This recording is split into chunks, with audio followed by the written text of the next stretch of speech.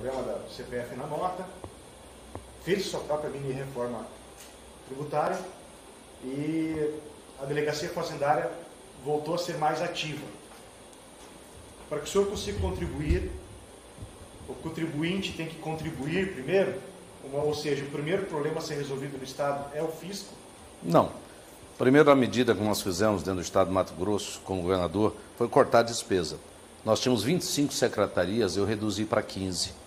Nós cortamos cargos comissionados, nós cortamos empresas, nós estamos com um programa de demissão voluntária.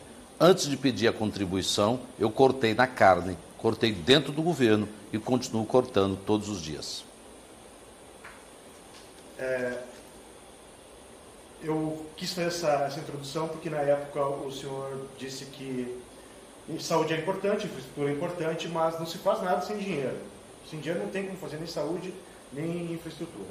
Então vamos para o primeiro item que eu acho que eu vou focar nossa entrevista nos assuntos relacionados a Sinop. Acho que sobre Cuiabá e o restante do estado me perguntam todos os dias. Sobre Sinop, a gente está aqui para fazer as perguntas referentes a Sinop e a nossa região. E um dos fatores que mais preocupa Sinop e região é a atuação do Hospital Regional de Sinop, Hospital Regional de Sorriso, Hospital Regional de Colíder, que forma esse conglomerado de saúde do norte do estado. Esses hospitais estão há mais de um ano em estado de emergência.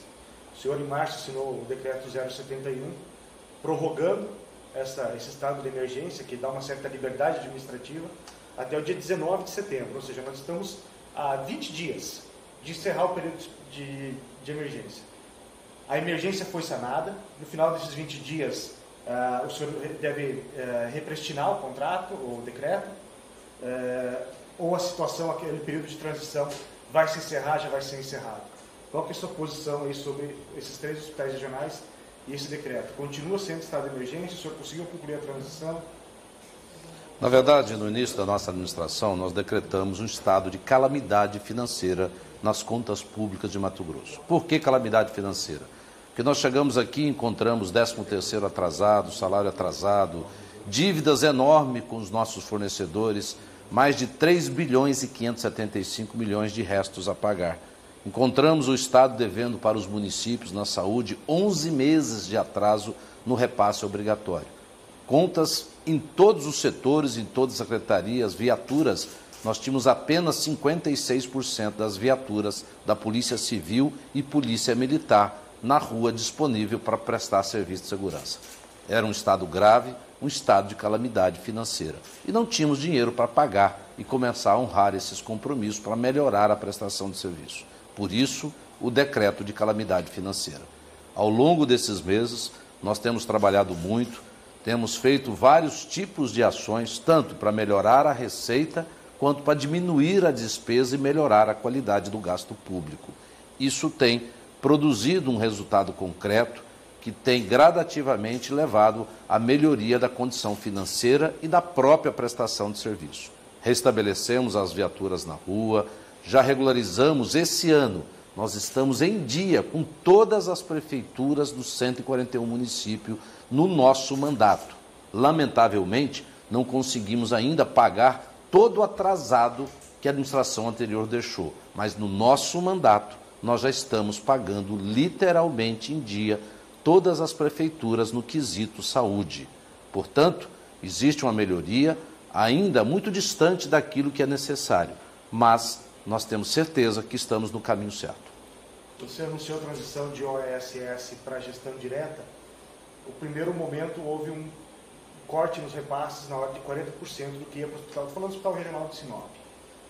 Entendeu-se isso como reduziu o dinheiro para a saúde. E você alegava que isso era economia. A economia se consolidou da forma que você projetava?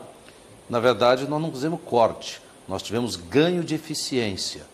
O dinheiro público, ele tem que ser gasto e bem gasto, com qualidade. O que nós fizemos lá não foi cortar orçamento, foi cortar despesa desnecessária, pagar valores justos, tirar desperdício, evitar desvios de dinheiro público que estavam sendo feitos, tanto em Sinop quanto em Rondonópolis. Mas isso é uma responsabilidade que tem que ser exercida, de fato, pelo Ministério Público e pelo Tribunal de Contas. Ganho de eficiência, gostei desse termo. Pelo OAS, pelo Instituto Gerir, era uma média de 60 procedimentos, 60 cirurgias mês. Nos últimos 2 meses, o Hospital Regional de Sinop conseguiu atingir uma média de 220 procedimentos mês, com menos recursos, ganho de eficiência, mais cirurgias, ok. A questão é que a logística instalada, e nos dá a entender também que a demanda é reprimida, a logística instalada é de 400 procedimentos mês. Tem uma logística, condição de estrutura física e equipamento locado, para atender 400, para fazer 400 cirurgias mês. Só que falta pessoal. E a gente tem a sensação, a percepção que a gente tem, é de que existe demanda para esses 400 mês. Tem um plano para melhorar, para otimizar ainda mais esse ganho de eficiência no Hospital Regional? Claro que temos, mas ninguém poderia imaginar que nós entrássemos aqui na condição de governador, e não de gênio e nem de fada madrinha, que saía balançando a varinha e fazendo as coisas acontecer. O que resolve o problema é trabalho sério, trabalho honesto, fé em Deus, dinheiro e o tempo. Então nós já mostramos nesses 8 meses completos que nós já melhoramos muitas áreas da administração pública, mas não temos nenhuma varinha mágica para fazer isso melhorar da noite para o dia, de um mês para o outro, nem de um ano para o outro. A administração pública é muito complexa, tem muitos problemas em todas as suas áreas, mas eu tenho certeza que em todas elas nós temos aí muita coisa bacana, muita melhoria para mostrar para a população de Mato Grosso. Vai fazer concurso público para o Hospital Regional de Sinop? Não temos condição de fazer nenhum tipo de concurso público, porque o Estado de Mato Grosso está estourado na lei de responsabilidade fiscal, gastando mais que 49% com o pessoal, e quando isso acontece, existe uma proibição clara e objetiva de que nós não podemos abrir concurso público. Então isso me responde que o decreto 71 de estado de emergência nos hospitais regionais vai ser sim prorrogado quando chegar a 20 de setembro, 19 de setembro, que é a data que vence, porque você precisa continuar contratando em caráter temporário. Então deve prorrogar esse decreto 071. Nós tomaremos as decisões à luz da legislação brasileira, à luz das necessidades e da realidade aqui no estado de Mato Grosso. Temos tempo para tomar essa decisão. Deixa eu só apresentar uma informação para você. A gente já está realizando nos hospitais regionais processo seletivo. Sim, foi aberto eu vi o de Sorriso. Eu vi o de Sorriso. Isso. Então, essa programação da Secretaria de Não precisa ser concurso público, tá? Não precisa ser concurso público para poder Tá? atender. Com um teste seletivo, estou autorizado pelo Ministério Público a fazer isso. Perfeito. E a reforma do hospital? Nós já estamos terminando o projeto de Sorriso, tá? E na sequência nós vamos fazer outros projetos, né, para melhorar a infraestrutura pública de todos os hospitais regionais ao longo dos próximos anos. Neste momento, nós estamos finalizando um grande projeto para melhoria no hospital em Sorriso. Agora temos que ir um por vez, porque não temos gente e nem dinheiro para fazer tudo simultaneamente. É porque essa obra que eu estou me referindo do Hospital Regional de Sinop, ela parou no meio quando foi destituído o contrato com o Instituto Gerir, que era o SS que demandava lá no Hospital Regional de Sinop. Só ela foi paralisada literalmente no meio. Tem saco de cimento e caixa de porcelanato na frente do que deveria ser a recepção do hospital. E a gente ainda não conseguiu apurar, eu não consegui apurar junto com a sua assessoria da Secretaria de Saúde, quando retoma. Mas vai ser retomado, o contrato foi paralisado porque a Gerir foi destituída, ok, mas quando conclui? Quando termina?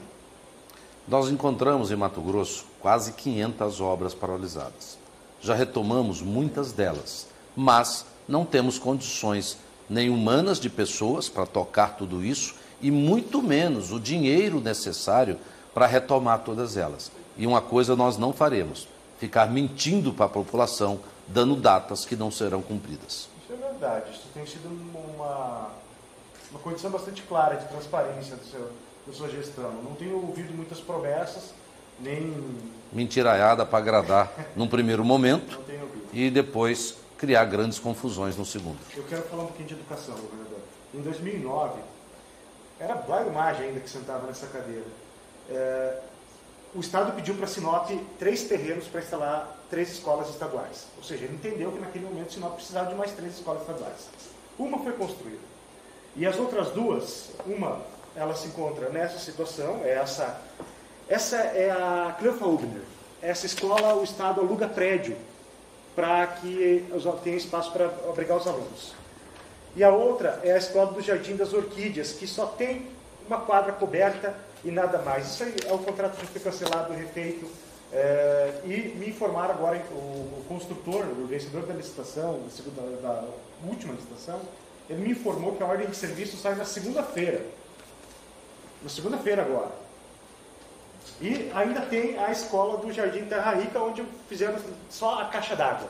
Não tem tapume, não tem placa, não tem muro, não tem nada. Só tem a caixa d'água e como da outra só tem um negócio.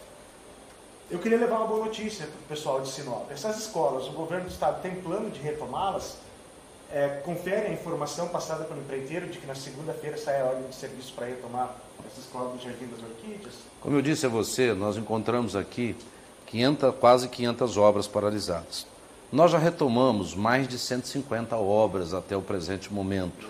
Eu tenho algumas qualidades, tenho alguns defeitos, mas entre as minhas qualidades não está essa de decorar o nome de todas as obras, de todos os locais que nós vamos fazer serviço. Mas eu posso lhe afirmar que eu sentei aqui nesse gabinete, há poucos dias atrás, com a secretária de Educação, e definimos, e nós temos mais de 30 obras que estão sendo reiniciadas.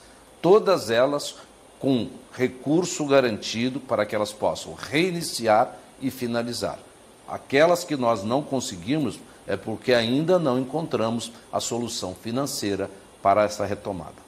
Mas, se o empreiteiro disse isso, provavelmente ele saberá, ele sabe, porque ele também é um grande interessado nesse tema, mas a minha assessoria vai poder lhe informar objetivamente, né, quais as obras.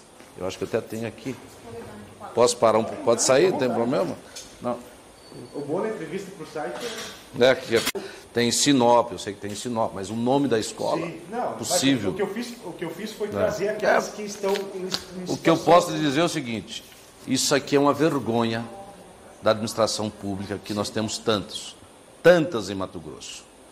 É uma vergonha que o cidadão devia ter quando ele inadvertidamente escolhe mal os seus representantes. Nós somos o que somos porque muitas vezes as pessoas não se preocupam com a qualidade do seu voto. Vota de qualquer jeito, alguns votam vendendo voto, alguns vendem o voto por causa de uns míseros reais e alguns vendem voto por causa de interesses. E quando nós escolhemos mal, esse aqui é apenas um dos exemplos, né, das consequências que nós temos pelas escolhas que nós fazemos. O aluno... Isso. Essa vai ser retomada. Então o empreiteiro estava correto. Não, sim, se ele falou é porque ele está, né? Excelente notícia. Só para complementar, essa aqui é a Campa Ubner, que os alunos estudam em extensões alugadas pelo Estado.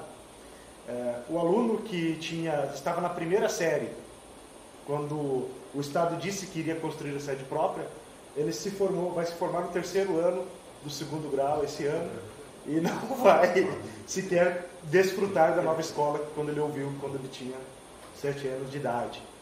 Entende? São 10 anos entre a declaração do Estado de que queria fazer uma escola e a conclusão de fato dessa escola. E essa ainda não está concluída. Nós temos várias obras no Estado nessa mesma característica.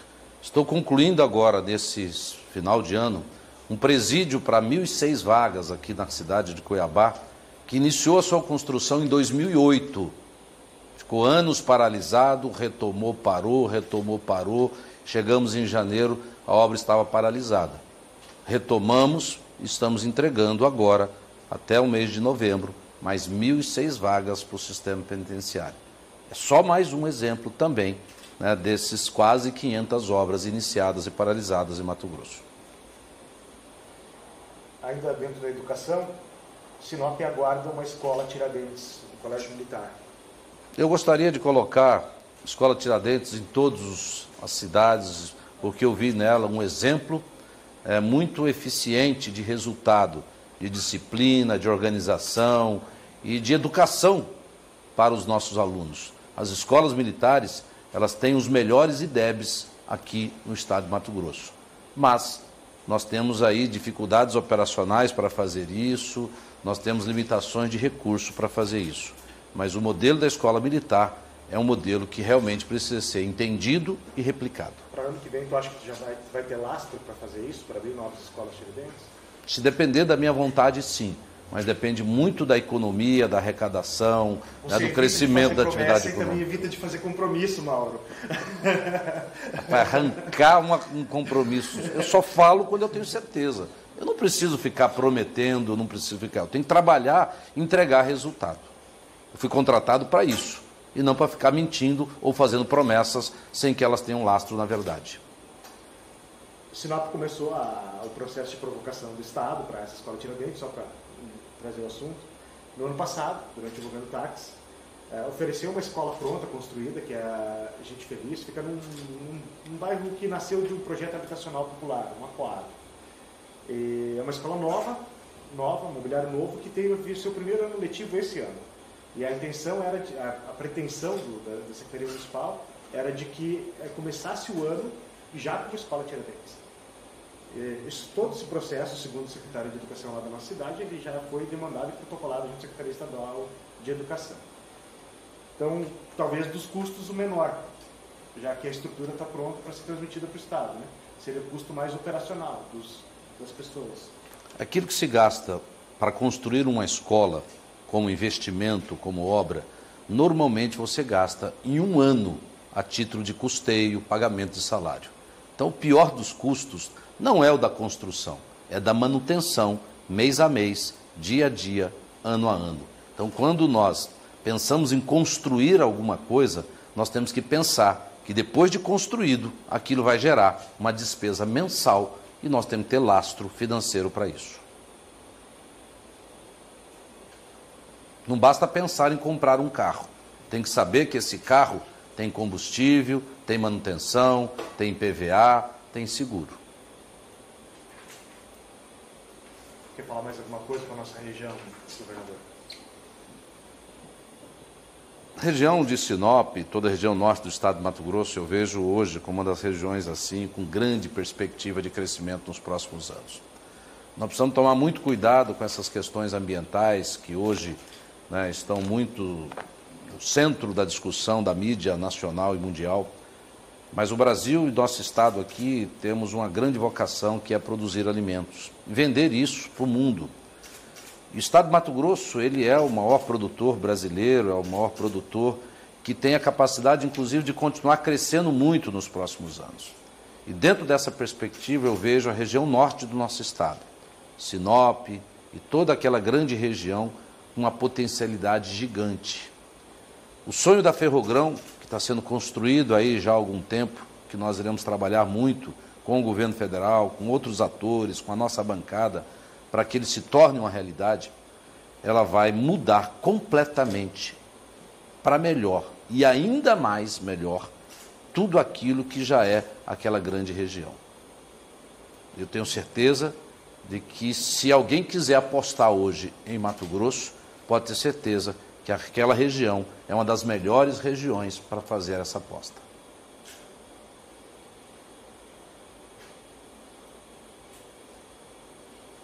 Você citou a questão ambiental e me veio uma questão à mente. Em fevereiro desse ano, a SEMA autoriza fechar as comportas da usina hidrelétrica de Sinop. O processo é feito no mortandade de peixes. Junho de 2019, a SEMA emite a LO, licença de operação, para a usina de etanol da Impasa. Semana passada, no córrego que recebe os efluentes da indústria, mortandade de peixes, córrego Rosana, mortandade de peixes. A minha questão é sobre empreendimentos devidamente licenciados, que cumpriram os ritos e portanto, tiveram aval da SEMA, do contrário, não teriam aval da SEMA, cumpriram os ritos, tiveram o aval da SEMA, e ainda assim suas operações causaram danos ambientais. Como que faz para a gente melhorar o desempenho do órgão ambiental sem comprometer, sem torná-lo ainda mais moroso? O Estado, o setor produtivo de Mato Grosso reclama muito da morosidade da SEMA, em que os processos demoram muito para transitar. Se por um lado eles demoram, por outro, alguns dos processos que foram aprovados pela SEMA continuaram causando dano ambiental, ou seja, ele não foi devidamente coberto. Do contrário, o dano seria próximo de nulo, ou apenas o que estava previsto e devidamente mitigado pelo licenciamento ambiental, no processo de licenciamento ambiental. Como faz para melhorar a SEMA, para que a gente não trave o avanço do setor produtivo, da economia como um todo, e ao mesmo tempo consiga preservar o que tem de mais caro no Mato Grosso, que são as suas riquezas naturais? A SEMA, como todas as secretarias, elas estão passando e passarão por um grande processo de modernização, né, de aporte de tecnologia, de aporte de uma nova forma de trabalho para que nós alcancemos essa eficiência tão necessária hoje para a administração pública, necessária para reduzir o custo interno, necessária para prestar um serviço melhor ao cidadão. Porém, sob o aspecto específico citado por você, a SEMA ela cumpre rigorosamente os requisitos legais para processar um licenciamento. Problemas devem ter acontecido lá, sob a responsabilidade do empreendedor, e no caso específico de Sinop, a SEMA, né, aplicou uma multa de 50 milhões de reais no empreendedor pelo dano ambiental causado. É responsabilidade objetiva do empreendedor aplicar corretamente as normas sob as quais ele foi licenciado. Não é responsabilidade objetiva da SEMA essa condução. Portanto, eu vejo que o órgão ele tem um longo caminho a percorrer, que nós já estamos percorrendo, para melhorar a eficiência interna, ser mais célere, ser mais rápido e poder ter uma fiscalização em tempo real para evitar que exemplos como esse e tantos outros possam acontecer em Mato Grosso. Quantas vezes pescadores lançaram rede nos rios do nosso estado, pegaram toneladas de peixe, que é um dano ambiental gigante, e nada aconteceu. Nunca ninguém falou sobre isso. Então, lamentavelmente, aconteceu um problema que pode ser mitigado e ele vai ter que compensar com a multa financeira que será aplicado também em prol do meio ambiente. Quer falar mais alguma coisa, governador? Não, a minha parte está ótimo. Obrigado. Difícil fazer promessa aqui, né?